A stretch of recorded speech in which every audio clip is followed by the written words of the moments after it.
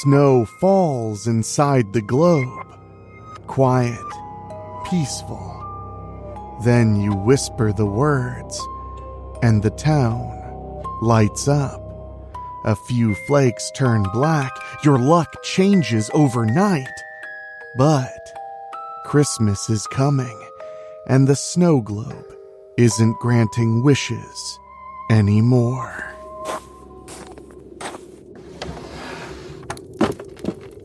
How did you get in here? Ho, ho, ho. What's that? You want to be scared? Come with me.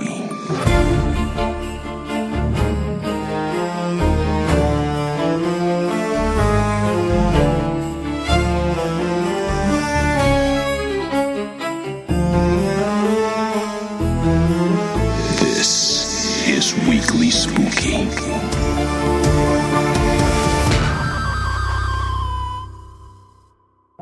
Hello, my spookies. You're not confused. It's Tuesday. And don't worry, if you're a fan of This Week in Horror History, that'll be airing in just a few hours here on the Weekly Spooky feed. But, as is tradition on our podcast, we brought you a little something extra to unwrap. Because would it even be Christmas without surprises? And tonight's story is full of them, and it's courtesy of a new author to our program, Rodrigo. And trust me, I know you'll enjoy it. I'm your host and narrator Enrique Couto, and before we get to the story, I just want to thank you from the bottom of my heart. This has been one of the most successful holiday seasons on Weekly Spooky ever. And we're not even all the way through. So, if you love what we're doing, make sure you're subscribed, and if you'd like to show us a little bit more support, I would consider that a gift under my tree. Just head to weeklyspooky.com/join, and for as little as $1 a month, you get 2 bonus stories every single month, and my undying gratitude. It's what helps keep the show going and going and growing as we wrap up our 7th year of bringing you spooky. And if you've just joined us in the last few months, I want to remind you, we do not stop. All year long, Weekly Spooky brings you something scary to listen to. On Mondays, you have Terrifying and True for your folklore and true crime. And then, of course, on Wednesdays, you have our weekly spooky story, just for you to enjoy. So if you want to show us some support and join over 90 other spookies, I really would appreciate it. Head to weeklyspooky.com/join.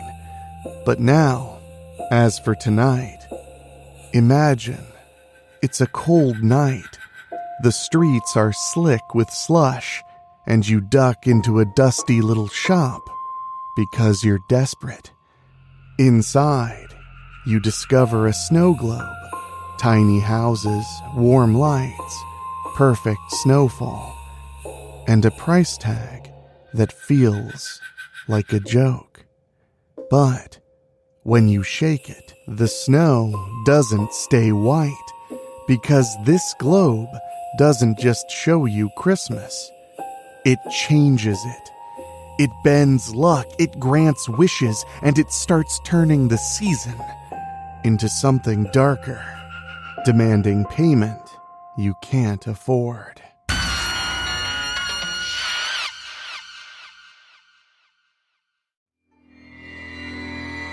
Black Christmas by Rodrigo.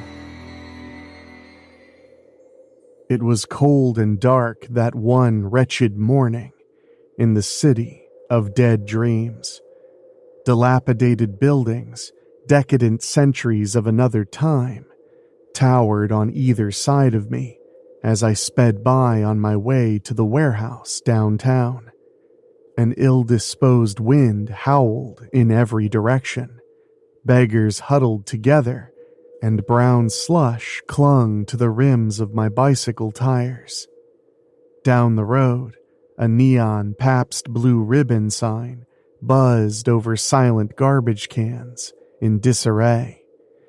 The entire grim metropolis shivered under a silver sky, while an icy drizzle lacerated pavement and poltergeist alike. Dim holiday lights hung miserably on the iron gate of a Catholic church. It was that time of year again. I shuddered at the thought and kept my eyes on the path ahead, unwilling to dwell in bad memories and worse nights. I arrived at the warehouse, freezing wet and tired. The depot's weathered brick walls and cement pillars stood indifferent. There is no rest for the poor. An old gray delivery truck backed up next to a concrete platform, while a stocky middle-aged man opened the vehicle's rear door. Myself and other kids roughly my same age began to gather around him. A large, empty brown leather satchel hung loosely across my chest. The other boys had similar knapsacks of their own. Soon, they'd all be filled with copies of the day's journal, ready to be delivered. At 15 cents apiece, we got to keep 2 cents per unit sold. Not bad. It was enough to keep food on the table most of the time. Every now and again, though, a salacious incident would send the general public into a frenzy, resulting in a higher profit for us. Political scandals were usually the most lucrative. "What do we got, boss?" I asked one of the older kids, hoping for a shocking headline. His tattered clothes and grimy disposition told the same worn-down story we were all accustomed to. "See for yourself," replied the man as he hurled a stack of newspapers onto the floor right by our feet. The smell of fresh ink filled our nostrils in anticipation. Mismatched Patterson lasts to 12th. Clay by TKO. Myself and a few of the boys made affirmative sounds and gestures in unison. Boxing championship bouts meant plenty of sales. Everyone knows that despite modern society's pretense for civility, the age-old spectacle between desperate, violent men striking years off each other's lives under the bright lights remained unmatched. Works for me. "What's TKO mean, boss?" asked one of the youngest kids in the bunch, snot-nosed and dirty. "Means get to work, all of you. If you can say it, you can sell it. Don't need to know what it means." The stout man grumbled back in a bad mood. Without making eye contact with any of us, he began handing out bundles of newspapers to the skinny hands reaching out for them, until the truck was left empty. While the city still slept, a ragtag of raggedy kids in weary clothes ventured out into the cold, thirsty for love and money. Most would never find either. After finishing my scheduled deliveries, I hurried over to the corner of 5th and Wilson Avenue, just in time for the morning rush. Though the sleet had subsided in exchange for a meek daylight, an insidious chill still remained. Tall men in long coats, ruthless suits, and fedora hats brisked by me on their way to work. Most would fling a coin and take the paper without missing a step, while others lingered, volunteering their opinion on whatever was on print that day. One such man approached me with his hands in his pockets and a scowl across his face. An unkempt gray beard betrayed his age. Clay by TKO, sir. Get the details here for less than a quarter, I said to him in my most polished salesman tone, raising the paper so he would see the headline on display. The guy replied with a scoff and grabbed the newspaper abruptly, unfolding it and scanning the front page. Big whoop. Kid's a loudmouth. Doesn't know his place. They ought to send his ass to Nam and see how he does over there. The man growled back as he shoved the paper into my chest and walked away, leaving behind the distinct aroma of cheap liquor and old regret. Asshole, I thought, though without actually saying anything back to him. Not worth the fuss. Less than an hour later, my satchel was finally empty, and my pockets were full of coins. It was time to head back to the depot to cash in and collect my earnings. The day was still young, and though no one would ever hear, sullen wraiths cried out in agony on every corner, aware of their eternal penance. I walked alongside my bike through the city's business district. Colorful advertisements for all sorts of products and services beamed on either side of me as I strolled by on my way back to the warehouse downtown. The dead moaned. The cold persisted. Halfway down Truman Boulevard, between a tailor and a record store, I spotted a small shop, old and unassuming. A dim yellow light emanated from inside, and a strange bold-lettered word decorated the entrance. Antiques. I was perplexed for a second, wondering how I'd never seen this business before, despite my many trips through the district. There was a certain appeal to the place, an irresistible warning. Curious, I leaned my bike on the wall, opened the front door, and walked in. A prolonged, low-pitched chime announced my entry as the door closed softly behind. Unending rows of dusty furniture and all manner of peculiar items, many of them unknown to me, lay on display ahead. A deep red wallpaper clung to the walls, and candles hung on silver sconces at even intervals. Inside, the space was much bigger than it looked. A deafening silence, only barely interrupted by flickering lights and my own hesitant footsteps, reigned unopposed. The rich, bittersweet smell of mothballs invaded every pore in my skin, loosening the senses. "Hello?" I called out into the mild darkness. Nothing. An aged upright piano stood to my left. It was missing a pedal, and there were numbers carved on specific keys. Up ahead to my right, a robust wardrobe loomed quietly over an iron typewriter, sitting on a charred desk. The dresser was 7 feet tall and smooth to the touch.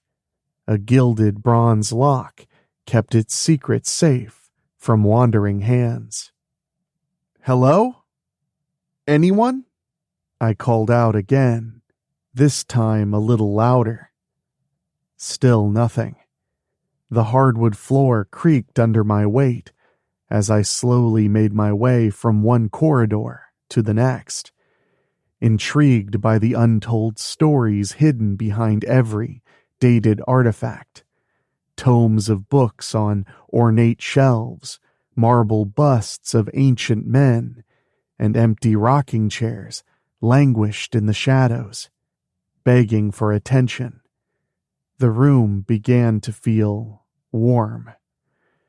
Deep in the labyrinth, touched by the soft glow of candlelight, and leaning on a scarred phonograph cabinet, there was a large painting lying upside down on the floor. A man and a woman praying in the middle of a field. Shadows in all the right places. I tilted my head and read the inscription engraved on the bottom length of the frame. The Angelus by Jean-Francois Millet. My apologies, a soft voice spoke close behind me. For a second, my body tensed up. I was just about to hang that piece, if you'll excuse me. I turned around to face a stern silhouette in a taut, black-on-black collared dress. A tall woman with blunt, dark features and ominous amber eyes stood before me. Hair done in the beehive style, nylon leggings concealed her in the dim light. A pair of golden serpents decorated her ears. Yes, ma'am," I managed to stammer back and move out of the way. The striking figure swiftly walked past me and picked up the painting effortlessly. "Follow me," she commanded, without looking back or missing a step. Though there was rhythm to her gait, she moved fast and mostly seemed to glide over the old floorboards beneath, her feet invisible in the scarce light. I obeyed without question, lost already under the influence of aberrant things unknown to most. A legion of mute artifacts, cursed and otherwise, witnessed our destined procession. No matter how fast I walked, though, the distance between me and the woman seemed to widen with every step we took through the ample gallery. I sped up my stride from one aisle to the next, past inaccurate clocks and particular metals until she was barely visible. And then she wasn't. Instead, a warm, subtle light appeared at the end of the corridor. "Come, child, I can help you find what you're looking for." The shopkeeper's ethereal voice touched my senses. A drop of sweat ran down my neck. I approached and found her standing behind a long, wooden counter. An ornate brass candelabra holding 3 tall candles stood on the edge. Behind the aforementioned painting hung on the wall, and next to it, the regal head of a lion remained stoic in death, a glimmer of ferocity still in his eyes. "Curator," she said smoothly. "I am the curator and owner of this establishment. How may I assist you?" Despite her calm demeanor, there was a palpable intensity to being in her presence. I was afraid and intrigued at the same time, unsure whether to run for my life or drop to my knees in worship. Words escaped me.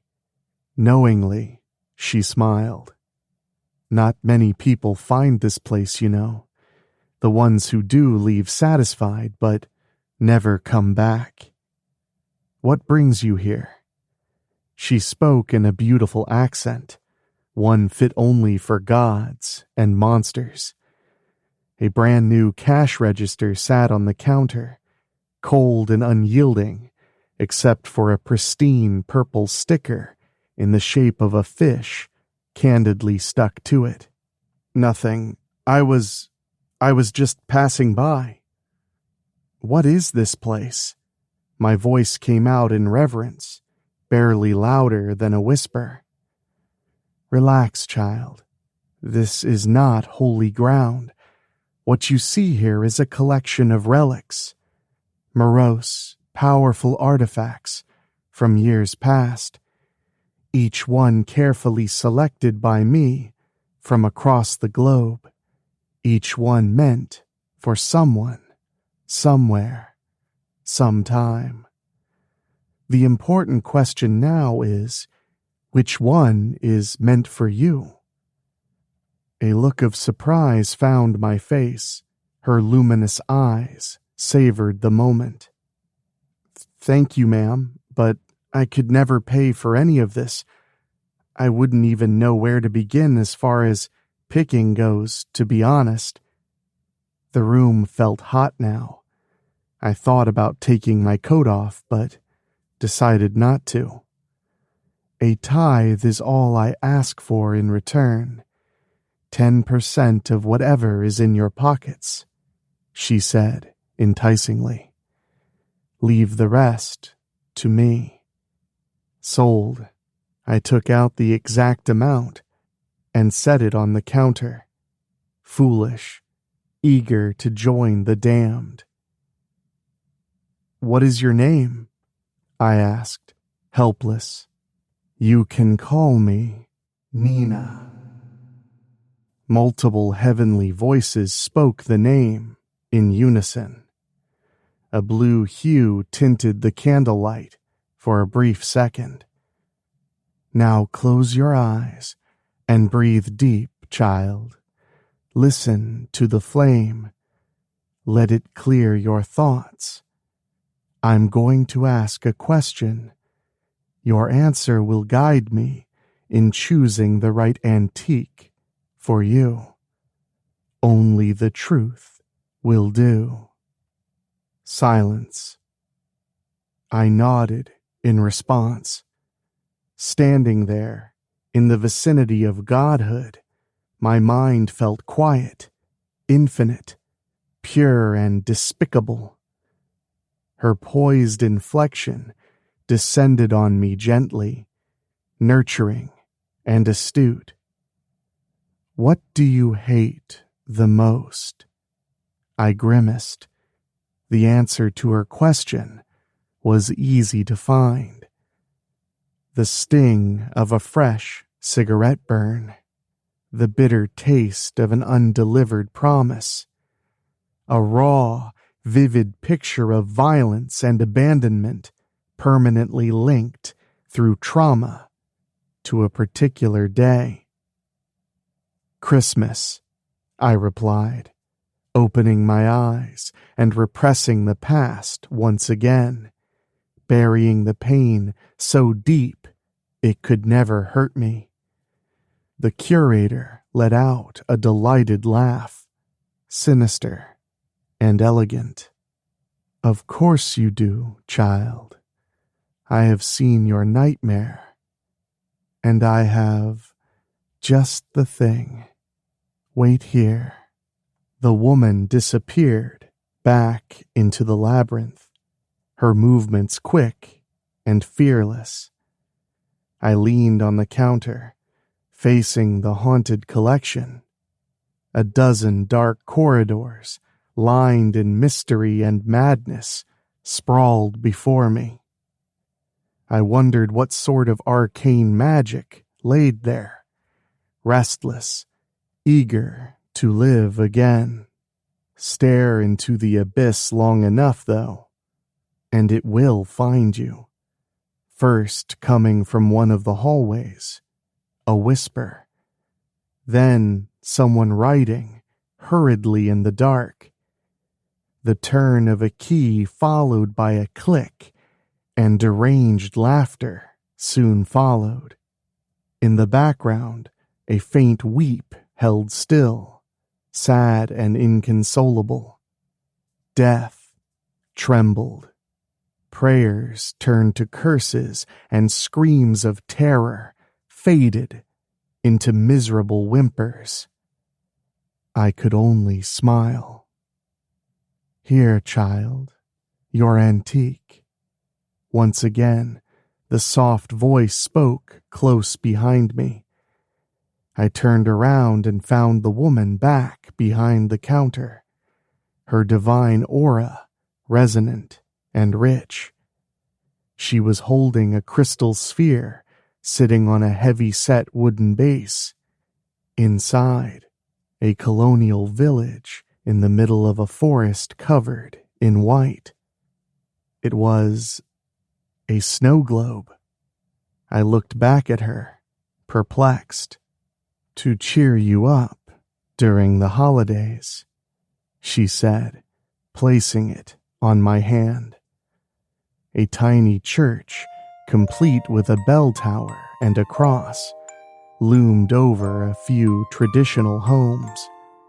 The town square was empty, except for a stone well.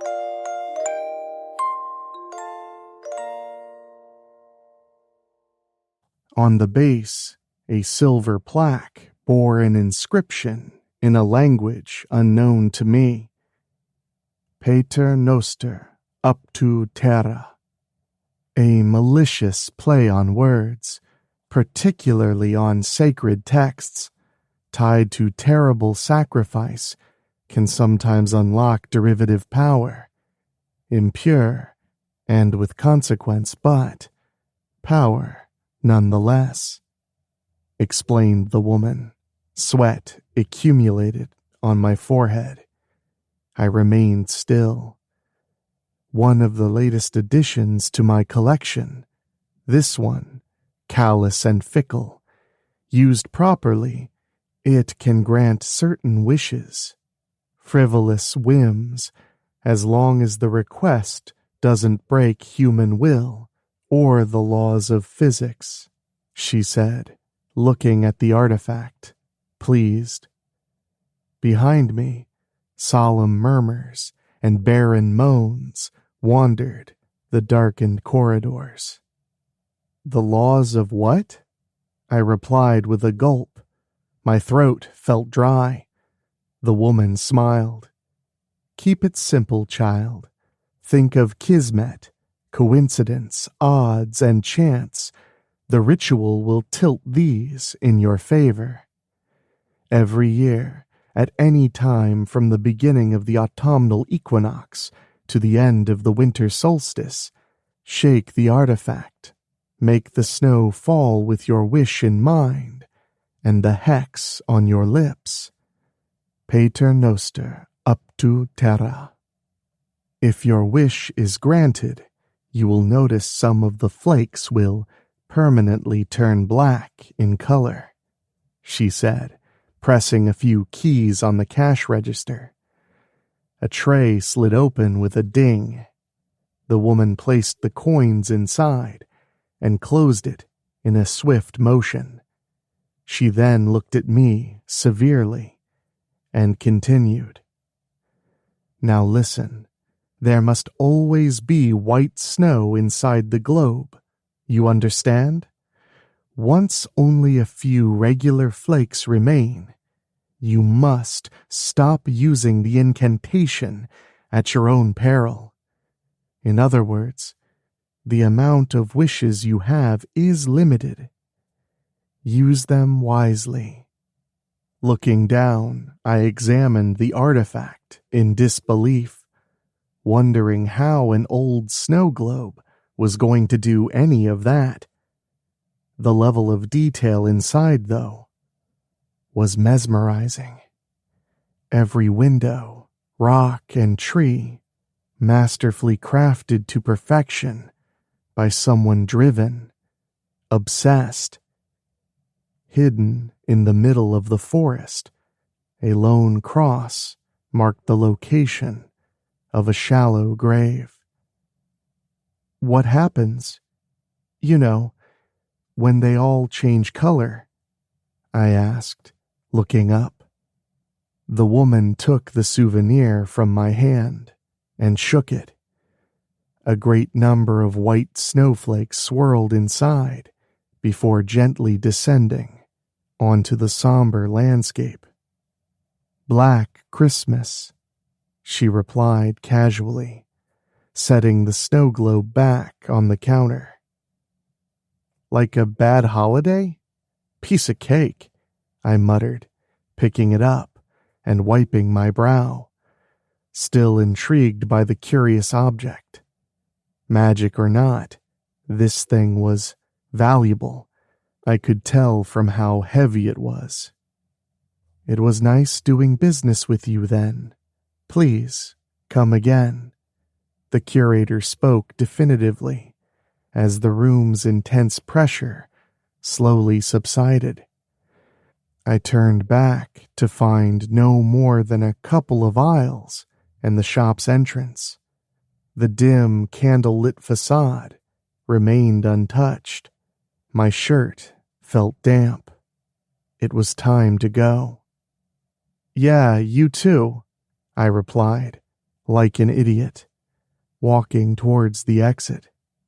At the door's threshold, I turned around to look at the woman one last time. Her statuesque figure faced me from behind the counter, vibrant and appealing, solemn, enshrined in priceless art and loyal subjects, powerful, her incandescent eyes majestic and serene. Something told me we'd never meet again. I opened the door and walked out into the cold street. For a brief second, it was a welcome change. Not one step out of the gallery, though, I realized something. Everything was wrong. It was dark outside, nighttime, pretty late, too, judging from the complete lack of cars or people strolling about. Though temperatures were surely below freezing, there was no wind, sleet, or snow. A glum silence held the entire town.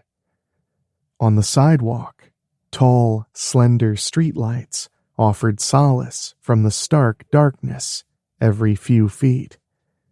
I turned around to find the antique shop's lights were out, a closed sign firmly on display.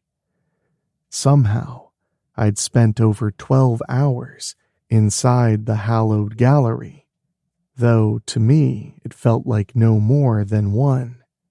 Also, my bike was gone, though no surprise there. Either way, I was screwed. There is a specific window during the day in which we are supposed to get back to the warehouse and cash in. It's important to make it because they get their money, and so do we. Not showing up usually means one of the boys is trying to keep the whole stash and never come back, mostly over drugs, sometimes a medical emergency. In any case, the foreman makes sure to notify the police, and well, it never ends well for the runaway. As for me, a story about getting lost in a mysterious shop wasn't going to cut it. Even a reasonable explanation wouldn't do it. You were either there on time, or you were a criminal. No questions asked, no mercy given. Standing under one of the street lamps, a sense of dread gripped my guts. I reached inside the satchel and pulled out the snow globe. Light from above refracted through the curved, shimmering crystal, projecting color and grief. I shook it and said the words out loud, trying my best to emulate the curator.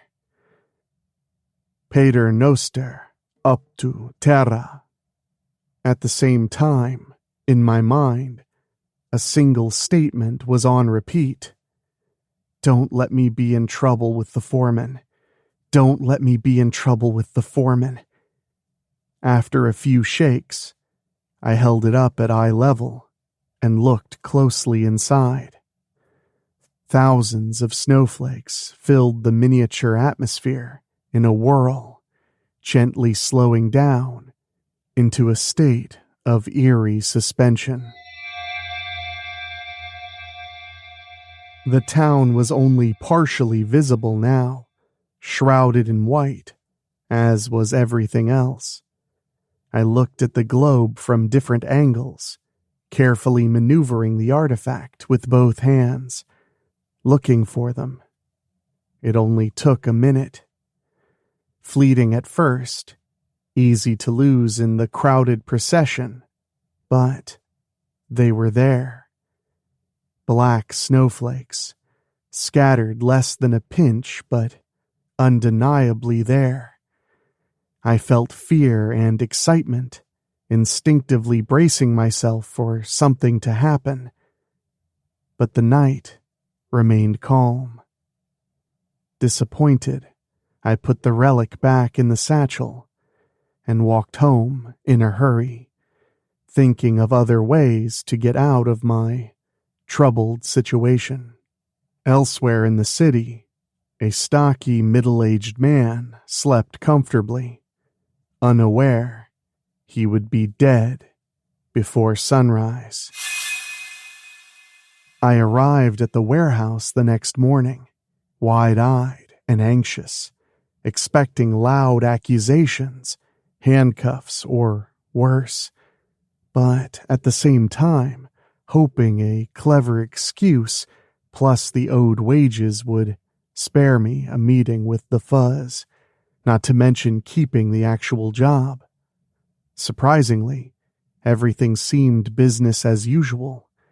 A different guy handed out the newspaper bundles, and things seemed to be running a little late, but other than that, nothing. It was certainly quiet, but that wasn't unusual either. I kept my head down, got my batch, and got out of there. Pockets still full of coins from the previous day. No one even looked at me twice. The artifact worked.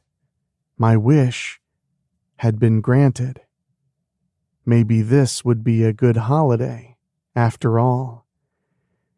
Later on that shift, I heard from one of the other boys that our usual guy at the warehouse, the foreman who gave us the merch and kept track of things, was moving stacks of newspapers early that morning when he stepped on a patch of ice and hit the back of his head hard on the concrete floor. Lights out. Right then and there on company property. Things moved fast. The deceased's accounting records were verified, his family modestly compensated, and the suits moved on without as much as a second thought. Kismet, coincidence, odds, and chance. I smiled. Dude was an asshole anyway. Probably did him a favor. Rent was coming up. Gas and light were overdue. It was time for the world to give back what it had taken from me my entire life. After all, why should I care about others when no one ever cared for me? I spent every 5 minutes thereafter thinking of different ways to use my magic snow globe for profit. Options were limited at first, but as I grew older, a wide range of opportunities were unlocked in the form of gambling. Sporting events specifically were there for the taking. Basketball, baseball, football, boxing, even the races. A wish, a shake, and a spell is all it took to pull the upset. Easy money. The time constraints on the ritual were inconvenient, but I managed by planning ahead and saving diligently. Still, it took time to build enough capital to place significant wagers, but once I was there, making rent was not an issue anymore. The bills were paid, and my stomach was full, year-round. By that point, about a quarter of the flakes inside the globe had turned color. And there was something else. With every wish granted, red and green lights began to appear in the miniature town, decorating rooftops and trees alike. Some of the houses lit up inside, giving off a warm, yellow hue. It was beginning to look like Christmas. The curator's ominous warning Foreboding misfortune and despair echoed, distant, in my thoughts.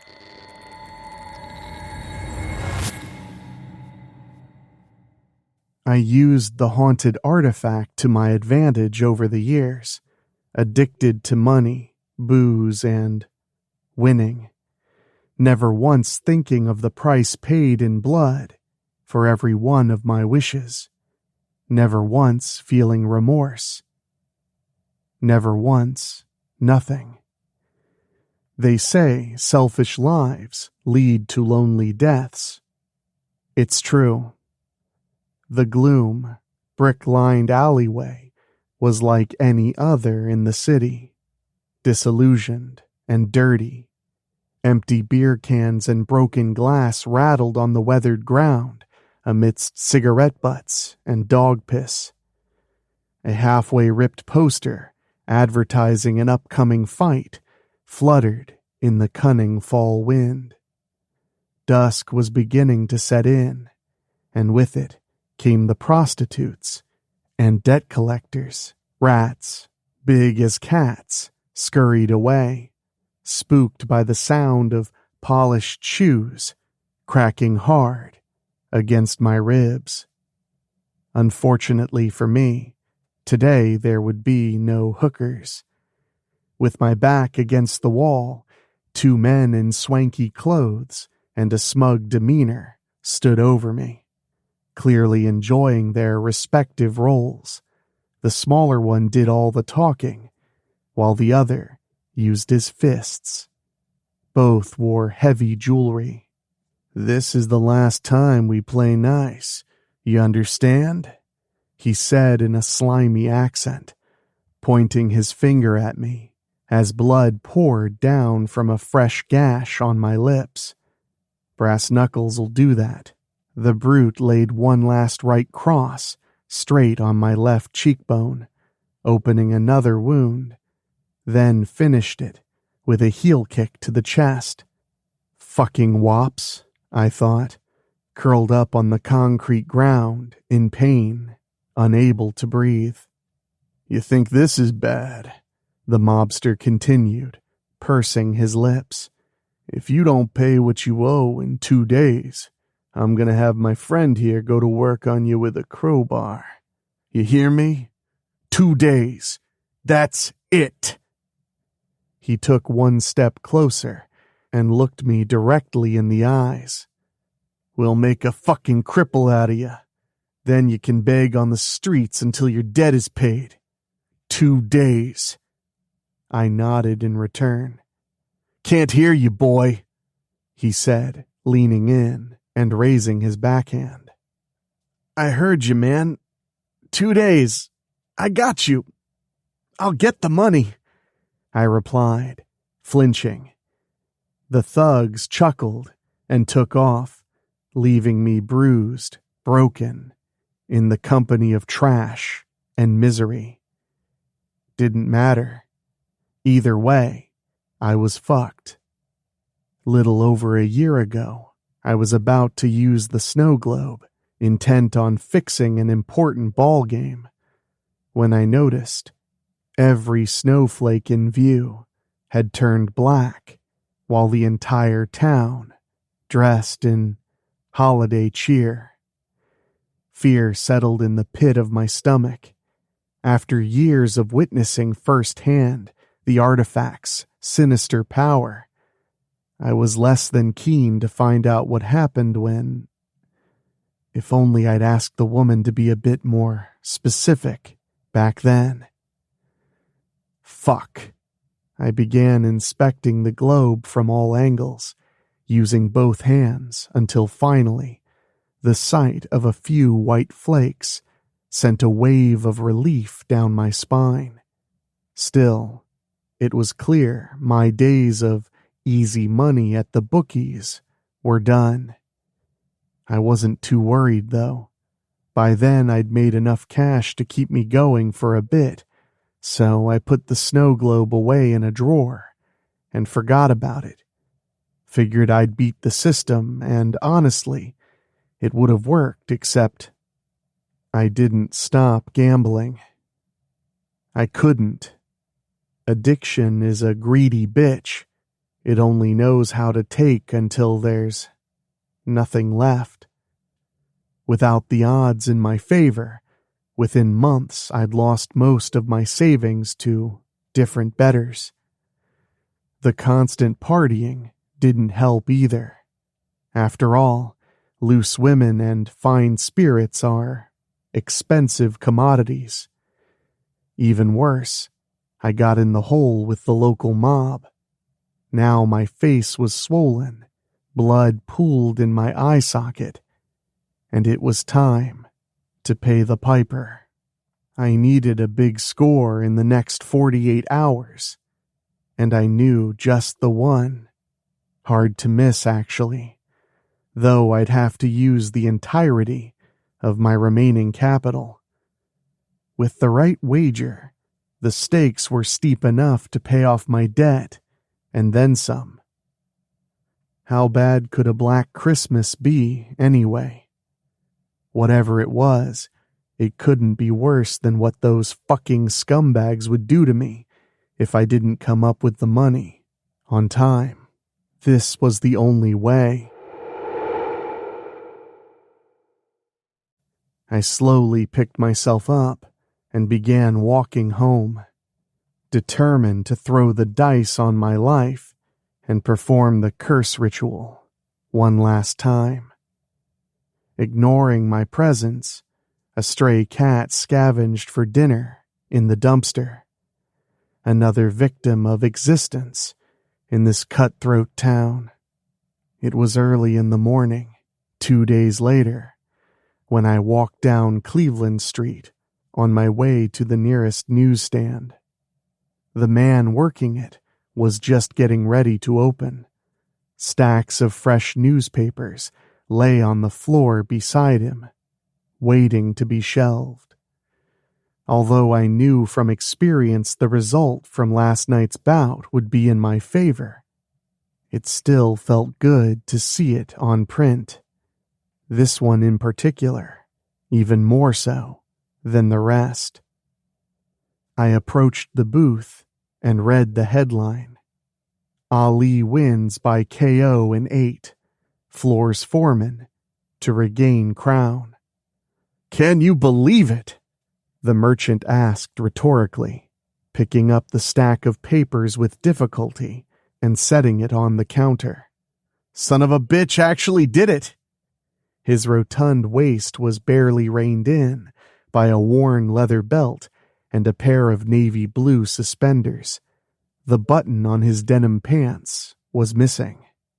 "I would have bet everything I got, even the misses, that Big George was going to end that man's career," he said, taking off his flat cap and wiping sweat off his wrinkles before putting it back on.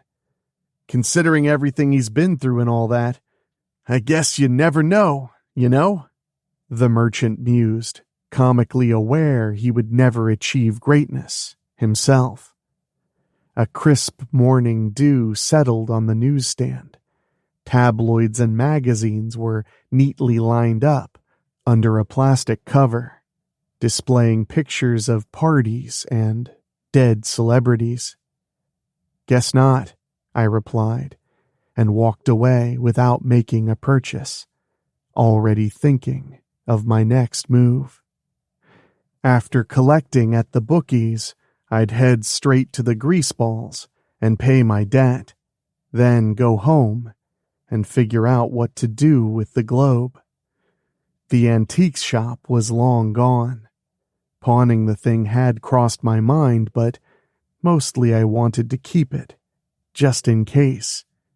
Ever since using it this last time, the legion of black snowflakes inside the globe remained in a state of constant motion, slowly orbiting the lit-up, empty town in a funereal procession. It was an unnerving sight, a sobering reminder of the horror to come. Christmas was only a few weeks away. I spent those short days laying low, mostly afraid, though sometimes hopeful. woefully ignorant of the cruel fate ahead. On the evening of December 24th, I sat alone in my room with a bottle of Jim Beam on my left hand and a Smith & Wesson .38 Magnum revolver laying next to me on the bed. Tired, anxious, wary, depressed. It's not easy living with a deadline. Reruns of The Twilight Zone, hour-long nightmares in black and white, played on the television across from me. Funkadelic's album cover art for Maggot Brain hung above it. The magic artifact sat on the nightstand beside me, festive and mute. Eventually, I passed out in the cheap stupor, sweating fear and regret. Fuck this, was my last thought that night. I'm already dead anyway. But, unfortunately for me, that would not be the case. I should have pulled the trigger when I had the chance. I woke up to complete darkness. It was difficult to breathe and almost impossible to move. An unyielding, shifting force restrained me in every direction. The smell of soil pervaded my surroundings, and I could taste dirt. A sepulchral silence governed the tight space. Unable to lift my head or move any part of my body more than a fraction of an inch, I began to cry for help, trapped, powerless, and soon to become desperate. Within minutes, as the horror of my predicament began to dawn on me, pleading words turned to frenzied screams. A stream of tears, salted in anguish and denial, wet the earth around me. I conjured praise and profanities aimed at any entity out there willing to listen, divine or otherwise. I even called for Nina at the top of my lungs, but like the rest, she never answered. Defeated, I sobbed quietly, wishing all of this was just a fucked up fever dream. Soon I'm gonna wake up, I told myself repeatedly, looking for even the slightest sense of solace. Then I heard it. Another voice, muffled but close by, wailing, unhinged, manic. I tried to make contact, but the voice never spoke back a single word. Only pain and lunacy, in the form of shrieks, moans, whimpers, laughter, and any other primal sound a human can muster. It was someone nearby, suffering my same fate, and equally helpless. His fractured state of mind made it clear he'd been here far too long. Abandoned, forgotten. Sometimes he keeps quiet, but to be honest, I prefer the company of his screams. And so it's been months, years, decades. It's hard to tell in this place. I've recounted this and other stories to myself 1,000 times over, although mostly I cry in the dark, entombed with my sins. One day, like my neighbor, I hope to go insane. Every muscle in my body is in constant, excruciating pain from not being able to move for so long. Persistent sores cover my skin, and my throat remains scarred, bloodied by an age of wails and agony. Festering questions and stale remorse still resurface every once in a while, sending me into fits of rage and meaningless struggle. No one ever comes. Nothing ever changes. After a while, monotony becomes its own shade of torture. I bit off my own tongue long ago just to feel something different, if only for a few hours. I am constantly starved, parched, unable to sleep or die.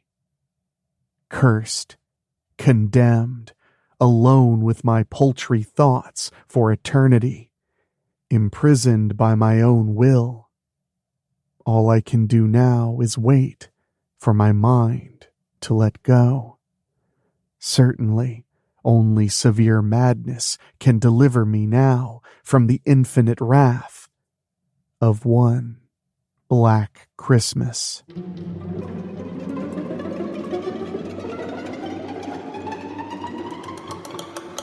"Sold!" exclaimed the well-dressed man, striking his smooth gavel on the hardwood surface. "Lot 713 to the woman in black," he finished, exhausted, officially closing the sale. Immediately after, a uniformed attendant scanned the item's QR code and took it away to get ready for packaging. At the service room, before wrapping it up, the young employee inspected the relic. A crystal sphere sat on a heavy wooden base inside a tiny colonial village, surrounded by pine trees covered in white snow. The town's church, complete with a bell tower, stood over a few traditional homes and a lone stone well. Hidden in the middle of the forest, 2 crosses marked the locations of 2 shallow graves. On the base, a rusted metal plate bore an inscription in Latin, a festive quote, no doubt. Despite feeling tempted, the attendant didn't dare shake the old thing, not after witnessing the spirited bidding war for it and the resulting price. Surely, this was no ordinary snow globe.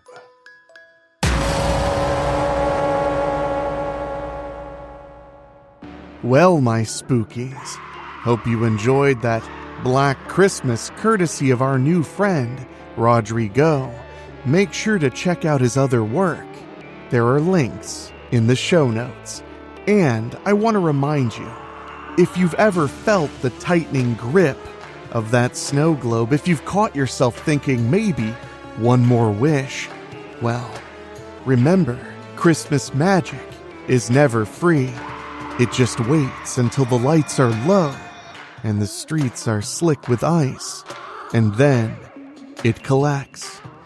And if you're still in the mood for dark, wintry trouble, tomorrow's episode features a centuries-old curse, a witch's revenge, and a Strickfield winter where love does not warm you up.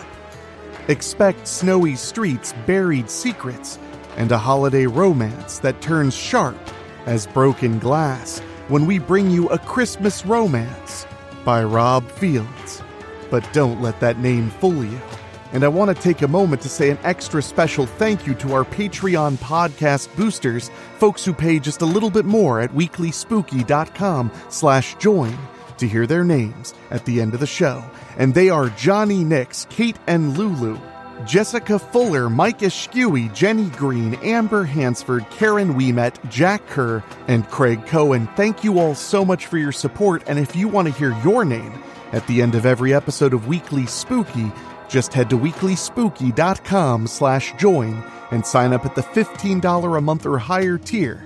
That support really makes a huge difference, and I appreciate it. But now, it's time for me to get back to it, because not only do we have a show on Wednesday, but on Thursday we have a novella, and on Friday, Cutting Deep into Horror returns to tell you all about the terrors of Dead End. So, for myself, for my executive producers Rob Fields and Bobbletopia.com, my producer Dan Wilder, and my composer Ray Mattis, I'll talk at you tomorrow. Thank you for listening.